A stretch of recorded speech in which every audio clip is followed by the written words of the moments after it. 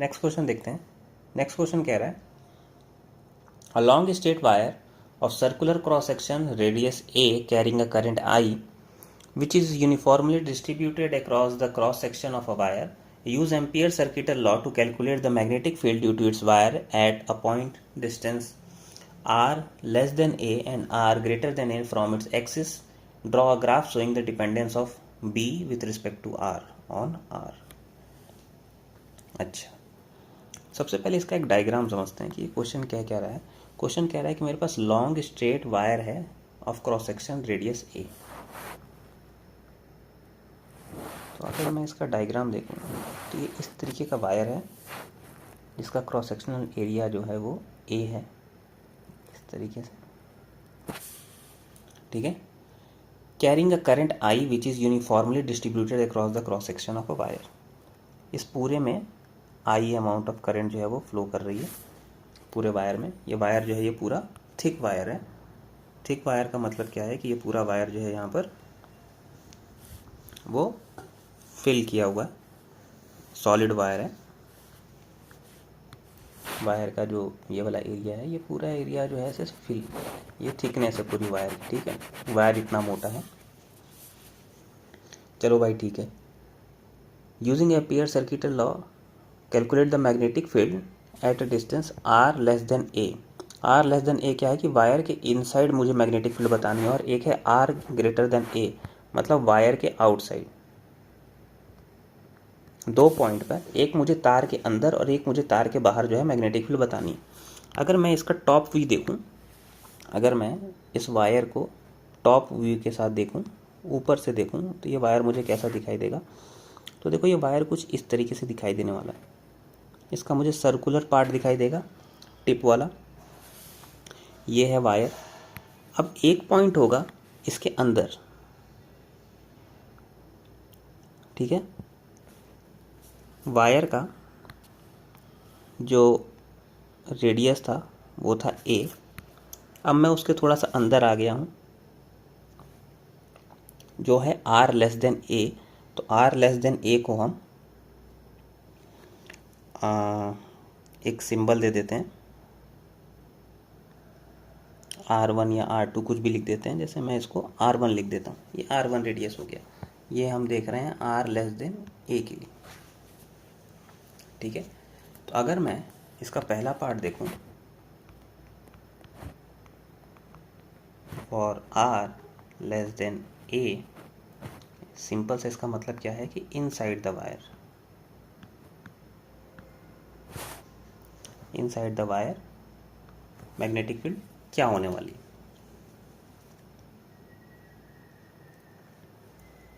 तो inside the wire के लिए प्रॉब्लम क्या है, अभी इसको सॉल्व करने के लिए आपको सोचना क्या है कि मेरा जो प्रॉपर वायर है उसका जो एरिया, जैसे पाई ए स्क्वायर जो है मेरे पास, जो ओरिजिनल वायर है उसके अंदर जो करंट फ्लो हो रही है वो आई करंट फ्लो हो रही है। तो अगर मैं 1 यूनिट एरिया में करंट की वैल्यू निकालूं तो करंट की वैल्यू आ जाएगी I upon pi A square. But मुझे करंट किस में चाहिए, current in pi R1 square. तो ये क्या आ जाएगा, I upon pi A square into pi R1 square. मेरे पास जो करंट है, मुझे बस करंट चाहिए R1 वाले में। अब अगर मुझे बस करंट R1 में चाहिए तो मैं टोटल वायर का करंट लेके मुझे कुछ मिलेगा नहीं। तो हम ये जो येलो पार्ट, बस येलो वाले रीजन में करंट निकालने की कोशिश कर रहे हैं। तो उसमें करंट कितना आएगा, तो इस करंट को अगर मैं आई डैश बोलूँ तो आई डैश आ कितना रहा है, देखो पाई से पाई कैंसिल हो जाएगा, ये आ रहा है I upon I R1 square upon A square. तो ये मेरे पास है करंट की वैल्यू। अब मैं अगर एम्पियर सर्किटल लॉ लगाता हूँ, from amperes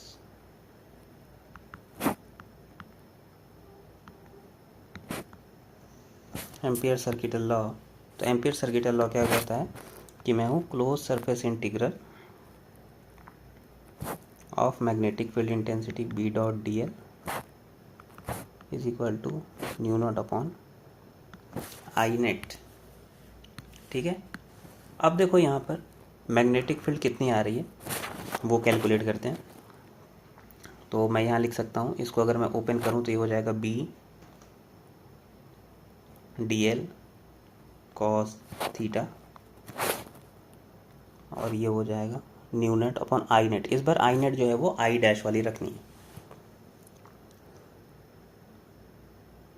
theta D L, B और डी एल के बीच में थीटा जो है वो 0 डिग्री का बनेगा, तो ये सीधा हो जाएगा बी डी एल, इसका integral new naught I dash की वैल्यू कितनी है आई अपॉन R1 का स्क्वायर ए का स्क्वायर, छोटा सा इंटीग्रल है डीएल का अगर पूरा बड़ा इंटीग्रल करेंगे तो ये कितना आ जाएगा, तो हो जाएगा 2 पाई R1 आ जाएगा, सरकमफरेंस हो जाएगा ना पूरे लेंथ का। ये हो जाएगा new naught I R1 square upon A square. ध्यान से देखोगे तो इस R1 से इसका एक स्क्वायर ख़त्म हो जाएगा, तो मेरे पास फाइनली मैग्नेटिक फील्ड की वैल्यू क्या बची, तो magnetic field is equal to mu naught I R1 upon 2 पाई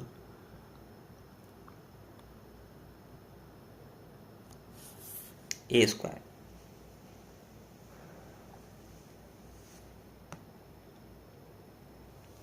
तो ये मेरी मैग्नेटिक फील्ड की वैल्यू है। अगर मैं इसको ध्यान से देखूं तो यहाँ से क्या दिख रहा है कि मेरा जो मैग्नेटिक फील्ड है वो डायरेक्टली प्रोपोर्शनल है R1 के। इस चीज़ का ध्यान देना है, इन साइड क्या है, मैग्नेटिक फील्ड की वैल्यू जो है वो डायरेक्टली प्रोपोर्शनल आ रही है R1 के। अब इसका अगला वाला पार्ट जो था कि आउटसाइड मैग्नेटिक फील्ड भी कैलकुलेट करनी है। तो अगर मैं यहाँ पर इसका सेकेंड पार्ट देखूँ, फॉर आर ग्रेटर देन ए, इसका मतलब है आउटसाइड, वायर के आउटसाइड कितनी इलेक्ट्रिक फील्ड आ रही है। अब अगर आउटसाइड की बात आ रही है तो आउटसाइड में क्या दिखेगा, रेड वाला जो सरफेस है मेरा प्रॉपर वायर का सरफेस है। अब मुझे इसके बाहर मैग्नेटिक फील्ड निकालनी है ग्रीन वाले सरफेस पे, जिसका रेडियस मैं R2 ले लेता हूँ। ठीक है, तो ये जो पॉइंट था R1 वाला वो पॉइंट था इनसाइड, फिर ये था ऑन द सरफेस, और ये था ग्रीन वाला जो पॉइंट है वो है आउटसाइड द सरफेस। अब अगर मुझे आउटसाइड द सरफेस अगर मैग्नेटिक फील्ड निकालनी है तो देखो उसकी वैल्यू कैसे आएगी। उसकी वैल्यू के लिए हम क्या करेंगे, हम सीधा सा ये इक्वेशन लगाएंगे एम्पियर सर्किटल लॉ का।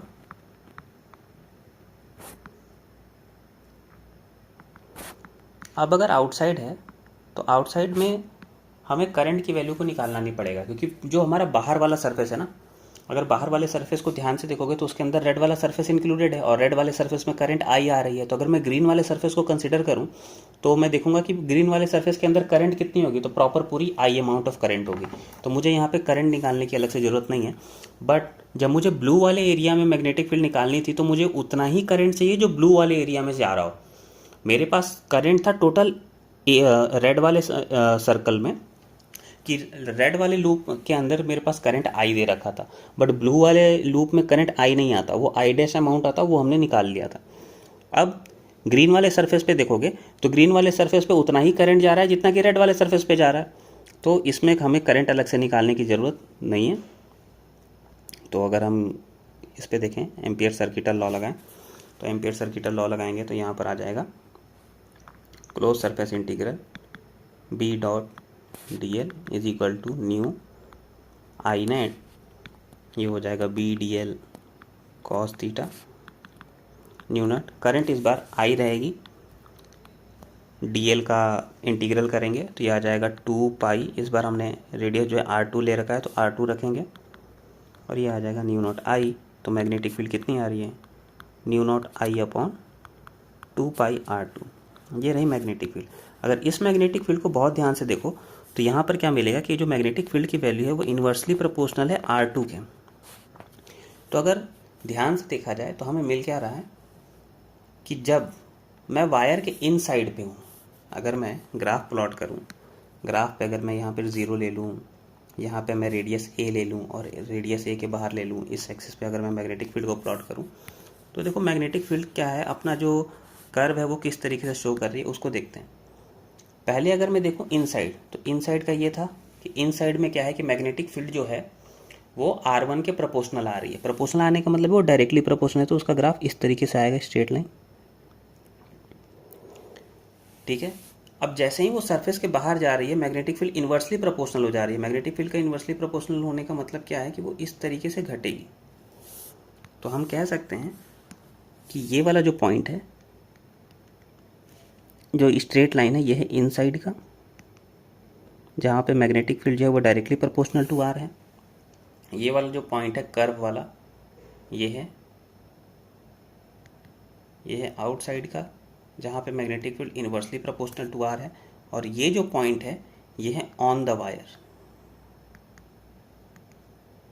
On the wire magnetic field 1/r ही प्रोपोर्शनल होती है। और इसी ऑन द वायर वाले पॉइंट पर अगर ध्यान से देखो तो ऑन द वायर वाले पॉइंट पे ही तुम्हारे पास जो मैग्नेटिक फील्ड है वो मैक्सिमम है। तो ये मैग्नेटिक फील्ड का ग्रेडियंट है कि magnetic field inside the wire जो होगी वो डायरेक्टली प्रोपोर्शनल होगी और सेंटर पे जाकर जीरो हो जाएगी।